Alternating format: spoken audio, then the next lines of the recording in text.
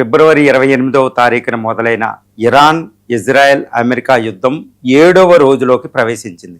ఏదో 2-3 రోజుల్లో the great United states of America supreme military force, Israel the great technological military ఏదో ఇరాన్ని నాశనం చేసేసి ఏదో చేసేస్తే అనుకుంటే 7వ రోజులోకి యుద్ధం ప్రవేశించింది. గత 24 గంటల్లో చూస్తే ఈ యుద్ధం ఏంటంటే ఇట్ రీచ్ టు జెనిత్, అంటే ఇది ఒక పరాకాష్ఠకి చేరిందనమాట. అంటే ఈ యుద్ధం కొత్త ప్రాంతాలకు విస్తరించడం 7వ రోజులో గత 24 గంటల్లో చూస్తే కొత్త ప్రాంతాలకి, ఏదో పశ్చిమాసియా దాటి కొత్త ప్రాంతాలకి, కొత్త దేశాలకి, మహాసముద్రాలకి విస్తరించడం.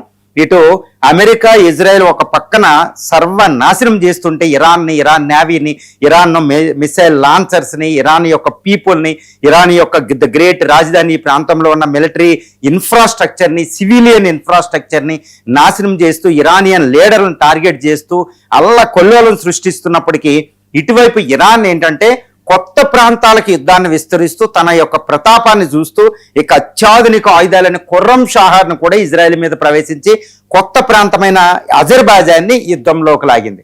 ఇండియన్ ఓషన్లో కూడా తన యుద్ధ తంత్రాన్ని మొదలెట్టింది. నువ్వు ఎంత అంటే నేను కూడా అంతే, నువ్వు 100 రోజులు యుద్ధం అంటే నేను వేలాది రోజులు నేను యుద్ధం చేయడానికి సిద్ధంగా ఉన్నానంటే ఇరాన్ ప్రకటిస్తుంది.